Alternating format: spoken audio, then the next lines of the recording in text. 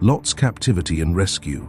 In the days of King Amraphel of Shinar, King Arioch of Elasar, King Chedorlaomer of Elam, and King Tidal of Goyim, these kings made war with King Bera of Sodom, King Birsha of Gomorrah, King Shinab of Admah, King Shimber of Zeboim, and the king of Bela, that is Zoar.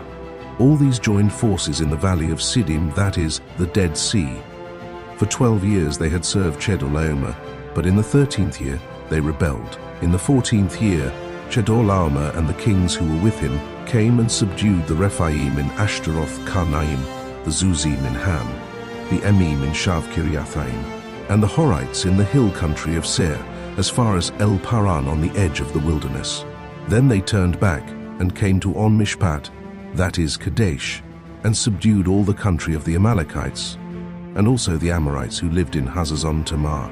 Then the king of Sodom, the king of Gomorrah, the king of Admah, the king of Zeboim, and the king of Bela, that is Zoar, went out, and they joined battle in the valley of Siddim with King Chedorlaomer of Elam, King Tidal of Goyim, King Amraphel of Shinar, and King Arioch of Elasar, 4 kings against 5. Now the valley of Siddim was full of bitumen pits, and as the kings of Sodom and Gomorrah fled, some fell into them, and the rest fled to the hill country.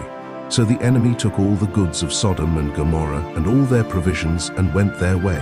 They also took Lot, the son of Abram's brother, who lived in Sodom, and his goods, and departed. Abram blessed by Melchizedek. Then one who had escaped came and told Abram the Hebrew, who was living by the oaks of Mamre, the Amorite, brother of Eshcol and of Aner. These were allies of Abram. When Abram heard that his nephew had been taken captive, he led forth his trained men, born in his house, 318 of them, and went in pursuit as far as Dan.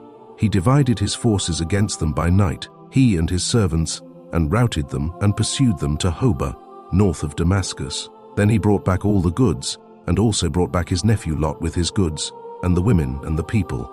After his return from the defeat of Chedorlaomer and the kings who were with him, the king of Sodom went out to meet him at the valley of Shav, that is, the king's valley. And King Melchizedek of Salem brought out bread and wine. He was priest of God Most High. He blessed him and said, "Blessed be Abram by God Most High, maker of heaven and earth. And blessed be God Most High, who has delivered your enemies into your hand." And Abram gave him 1/10 of everything. Then the king of Sodom said to Abram, "Give me the persons, but take the goods for yourself."